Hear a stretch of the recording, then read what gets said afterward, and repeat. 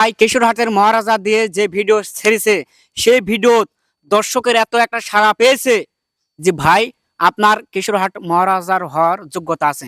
কারণ ভাইয়ের যে গেট আপ, ভাইয়ের যে দাড়ি, ভাইয়ের যে চুল আর ভাইয়ের যে বডি, মহারাজা কে হবে? আমি মহারাজা হবো? আমার সে গেট আপ আছে। আমি রয়্যাল চ্যালেঞ্জার চলে আসলাম সে এক ভিন্ন জগতে। আর আমি সবসময় চ্যালেঞ্জ দিই এবং চ্যালেঞ্জ দিয়ে ভিডিও করি। আমাদের যিনি কেশরহাটের মহারাজা ভাই, তিনি কিন্তু রাজশাহীর গর্ব। ভাই কিন্তু সুন্দরভাবে ফানি ভিডিও উপর দেয়। এবং ভাই আপনি যেহেতু মহারাজা, এই মহারাজার নাম থাকার কারণটা কি আপনার? মহারাজা এর আগে অনেক ইন্টারভিউ তুমি নিছো, আমিও দিছি, কিন্তু মহারাজাটা আসলে আমাদের কেশরহাটের আমি মহারাজা। আমাদের কেশরহাটে কারো কোনো নাম নাই, কোনো মহামরদ নাই, অন্য কোনো নাম নাই। মহামরদ আছে মোহনপুর থানাত, মহামরদ আছে নওগাঁ জেলা। আমার এই কেশরহাটে কোনো নাম দিয়ে কেউ ভিডিও করে না। কিন্তু আমি চিন্তা করলাম যে এখানে কেউ যেহেতু নাই, সেখানে আমি একটা নাম দিয়ে আমি একটা ভিডিও করি। তো নাম দিলাম কেশরহাটের মহারাজা। তো আমার পেজের নাম মাসুদ।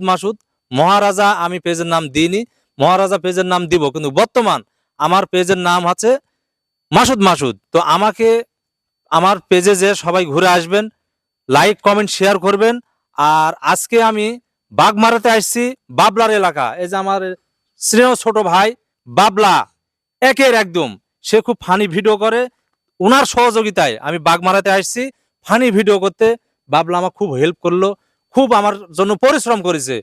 আমার সামনের দিকে মানে সামনে ফানি ভিডিও আসছে, আমার আইডিতে দেখবেন এবং লাইক কমেন্ট শেয়ার করবেন। আর এই বাগমারার বাবলা, ইনার পেজে ঢুকবেন, ইনাকে লাইক কমেন্ট করবেন। আপনাদের দোয়ায় এই বাগমারা বাবলা এক সময় আন্তর্জাতিক যেন হয়ে যায়, সে দোয়া করবেন, সে লাইক কমেন্ট শেয়ার করবেন। ধন্যবাদ সবাইকে। তো আমি একটা কথা বলতে চাই, বড় ভাই আমাকে যে যতটুকু সম্মান, যতটুকু ভালোবাসা দিল, আমি জানি না এতটা পাওয়ার যোগ্য আমি কিনা।